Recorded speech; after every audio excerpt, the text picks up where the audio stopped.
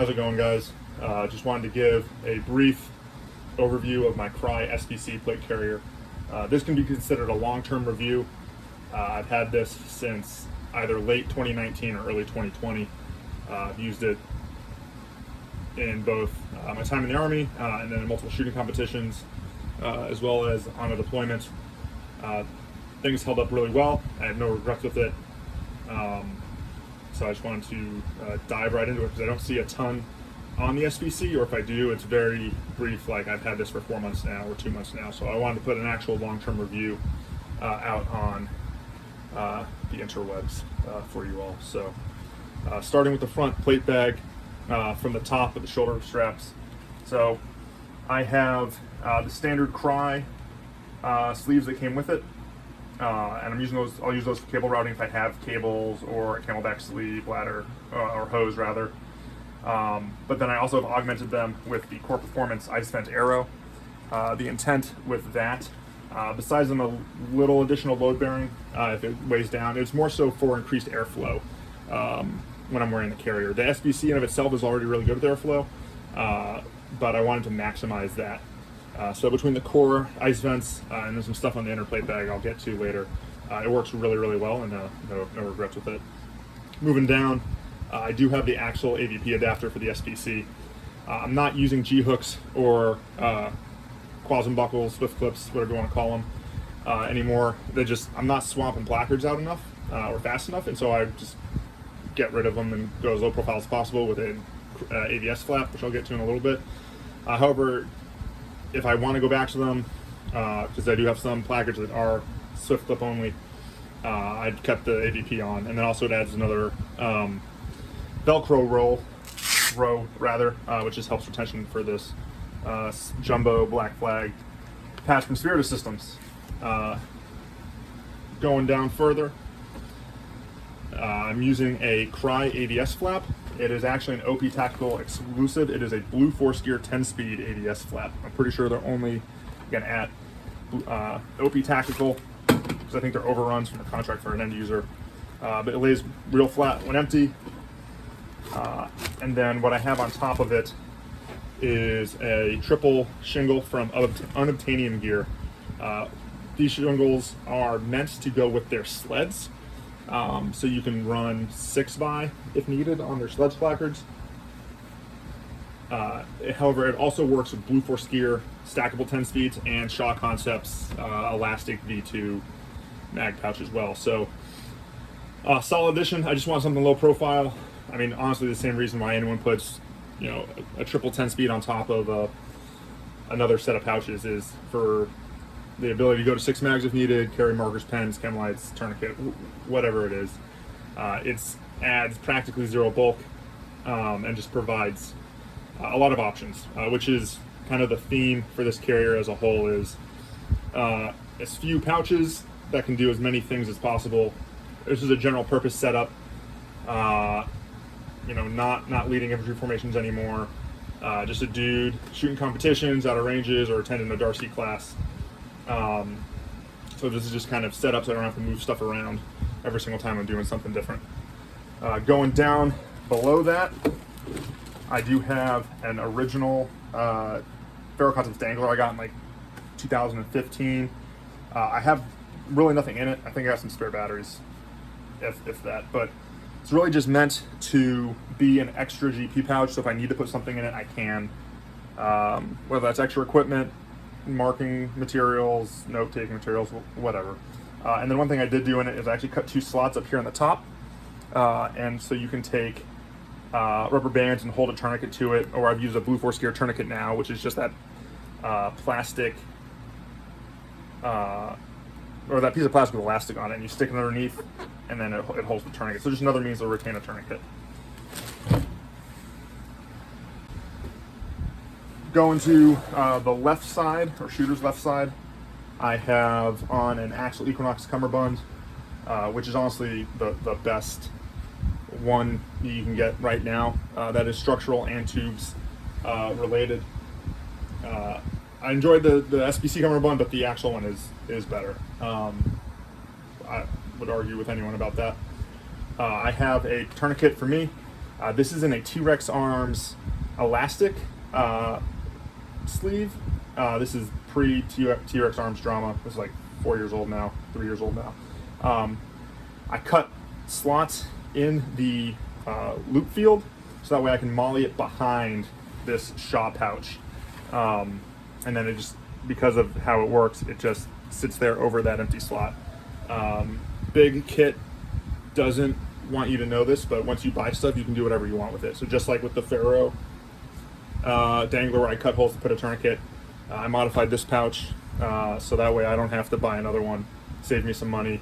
It works. I still have the Velcro field on it, so if I wanted to run it as a Velcro item, I can. And then again, Shaw Flex V2. Awesome elastic mag pouch. If you don't have one, highly recommend it. It doesn't quite lay as flat as a Blue Force Gear one, but honestly that's fine because it does compress and it makes re-indexing mags a lot easier. I have found that when I'm wearing a belt and a plate carrier that I go for my emergency mag on my cummerbund before I'll go for one on my belt. If I'm wearing just a belt, it just subconsciously I go to where the mag is. That's just a training thing that anyone can work around. And if I do a video on my belt is set up for, again, very general purposey as well. But this is for an emergency mag, and I run this on plate carrier, on a belt, on a chest rig. I'm really liking it sitting right here. It replaced an old Blue Force Gear single 10-speed that is now on a chest rig in a general purpose configuration. Moving down, keeping the sides slick as possible. I have the ability here to put a Spirit Systems GP medium in these 4 cells if I really need to put another pouch on, whether that is to store nods or just additional material. But right now I have it slick because I don't need anything. And then finally, this is a Tactical Tailor smoke grenade pouch. I have it upside down so I can access it myself. So I'm reaching behind. Imagine my arm's coming behind here. I can unclip it and it can fall out. Something that I don't think they intended it for, but it does work, is you can index a single Stanag metal mag or like an OK Industries Surefeed mag in this pretty easily. You can do a PMag, but a PMag is very hard to get in. The big thing with this is because there's no Velcro closure, that once this pouch is open, it stays open. So you're not putting anything back in it unless you have a buddy clip it back for you. But for its role of holding some type of throwable, mostly, or an extra spare mag, it actually works really well. Stays out of the way. Going to the back, I got a pair of old antenna relocators. Just haven't taken them off. Just me being lazy a little bit.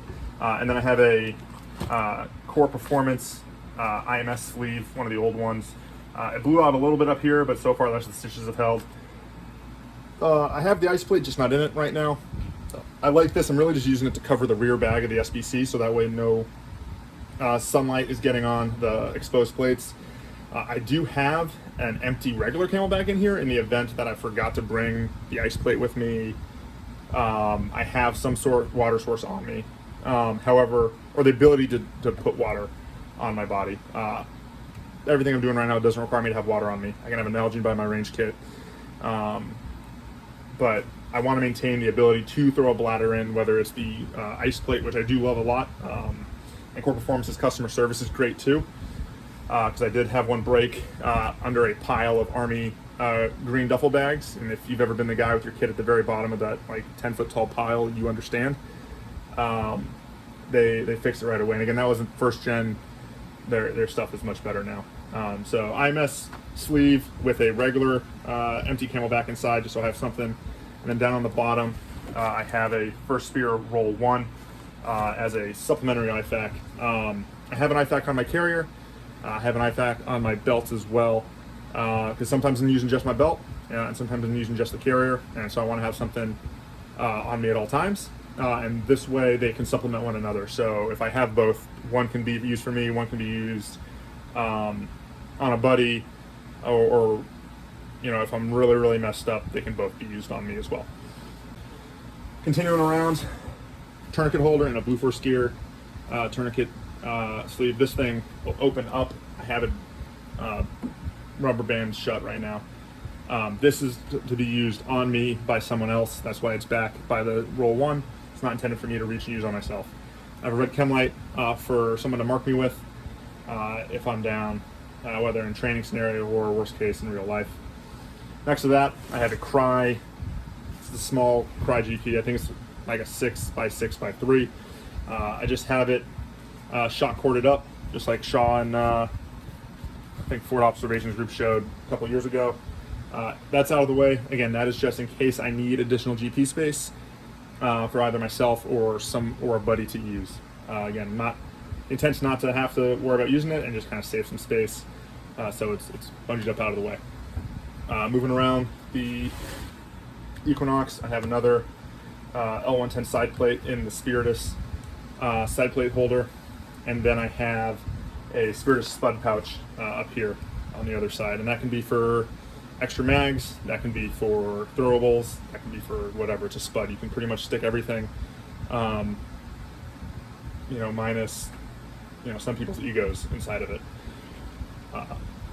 I know people are probably freaking out that I have stuff on my non-dominant side or my dominant side where I draw my pistol from. I've never once had an issue with this stuff impeding my pistol draw. I do take into consideration where things are located in relation to the draw, and so this gap right here is enough. I would not throw something here unless it was maybe a 10-speed that laid completely flat. But I do take into consideration, but what I have does not impede that draw. One last thing is I do right here, just on this little tab, I do have a lens wipe, just so I always have one on my kit. And it tucks out of the way in the negative space behind the tube when I'm not using it. So that way I just always have it on me. I have another one on my chest rig, I got another one on my belt. Always good to have more than one, but this way I always have one on my carrier. And then finally, on the inside of my carrier, I do have First Spear foam backers for additional airflow. And then I've got old L210s. They're out of stock now. I think it's like an L211 now or something. But going back to airflow on the start with the core shoulder pads, the SPC is really good with airflow and comfort as is, but I wanted to maximize that ability. And I can tell you without a doubt that the core pads plus the First Spear foam backers work really, really well for getting good airflow in the system, especially then when combined with the SPC's mesh system. So overall, guys, that's my carrier. Like I said, it's been a staple of my LARPing life and real life since 2019, 2020 timeframe. Big thing, a big conclusion that I've come to over time of, oh, well, there's a new plate carrier out. Do I get something else? Why have I had this for so long? And the reason is, guys, like, there's a point where you'll get to a carrier brand level and there's no, short of it breaking and falling apart on you, there's no reason to go to a different brand. So I happened to get to, pick the Crye SPC. If that had been an LV119 or a future, L120, if that had been a Faro FCPC5, take your pick. I'm sure there's another one out there. A Core, XO Gen 3, they're all high quality. And so once you have it, it doesn't make financial sense and doesn't make practical sense to keep swapping kit just because that's the newest thing. Like, I get if you have some like low quality Temu carrier that may fall apart, or you're just having something that you bought for CrossFit to do the Murph, and you want to get something newer. But these guys who jump from like Spiritus to Crye to Faro to Spiritus to back to Crye, like, they're wasting their time and money. And there's better things spent for that. Best to pick a brand and just stick with it until it falls apart. I also get, like, if you have something from like the mid 2000s or 2010s, or if you like doing role play for like historical stuff and you want to dress up like a GWAT commando from before Afghanistan was an L. But for practical uses, like, just pick a carrier and stick with it. There's no reason to replace it until it falls apart. And when this falls apart, by all means, I'll get something new. It doesn't mean I'm going to stick with Crye, but until that happens, she has been Old Faithful, and she's doing great. Finally, guys, just some life advice. As I get older, you know, some random dude in the mid-30s who you don't know, so why should you listen to? Good question. I ask myself that all the time. A lot of people, and more people, and it's a good thing, are getting stuff like this and training in stuff like this because they want to be prepared. You know, they fear the worst might happen, or they want to be prepared just in case. And that's a good reason to be able to take care of yourself, your family, your community. But we have to remember not to be afraid. There's a difference between preparation and fear. And, you know, God did not give us a spirit of fear. 2 Timothy 1:7 says that the Lord did not give us a spirit of timidity, but one of power and of love and of self-discipline. So the key thing with buying and owning one of these is the self-discipline and the power and the love for one's family and love for one's neighbors and community. That is what God has asked us to do. And if you don't believe in Him, I got it. I'm not a pastor, just a dude. However, He's done great things in my life, and that verse really does ring true. So just remember that. Be prepared, and do it from a position of love, self-discipline, and power, and not fear. Thanks, guys.